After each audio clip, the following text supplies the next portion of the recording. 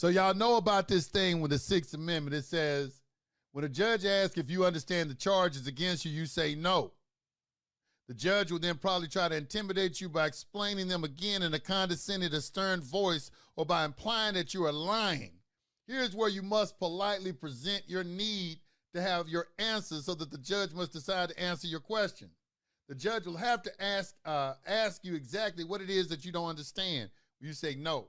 It says, Your Honor, the Sixth Amendment to the United States Constitution grants me the right to know the nature and cause of this action you are bringing against me. And it grants you, the court, the duty to tell me.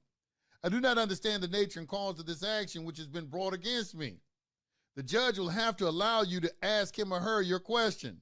No exceptions. The judge will probably say, what is it that you would like to know? All right, so what we say next, is this going to be a civil or criminal action? You got to ask that. You got to ask. I see people try to do this and they leave this part out.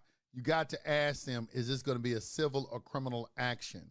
The reason for that is that there's only 2 criminal jurisdictions in the Constitution, but there are 3 jurisdictions.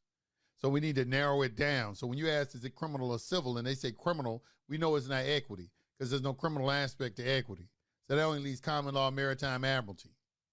So it goes on, it says, so he's going to say, is this going to be civil or criminal? If the judge answers that it is a civil action, not likely, then you must immediately object and move for dismissal. The reason here is that you are now in the wrong court. The state cannot bring a case against you and judge its own case. It cannot be both party to and judge of their own action. On the other hand, if the judge answers that it is a criminal action, most likely, then you can make the following announcement on the record. Thank you, Your Honor. Let the record of this court then show that this action against John Henry Doe is a criminal action. Now I have another question you answer, Your Honor. Your Honor, the Constitution grants this court 2 different criminal jurisdictions. One is a criminal jurisdiction under the common law, and the other is a criminal action that constitutes a condition of contract under criminal aspects of a colorable admiralty jurisdiction. Under which of these 2 jurisdictions does this court intend to try this criminal action? Not wanting to answer, they never do. They don't want to answer it. The judge might just dismiss your case now, but most will still try to go ahead with it. The only choices now are to admit to which jurisdiction applies or to avoid answering. Get an answer. If the common law criminal jurisdiction were to be declared, then you win by default of no sworn complaint by an injured party, because you got to have an injured party under the common law. Where's the affidavit? Who's the injured party? That's what you hear people saying. And no injured party present.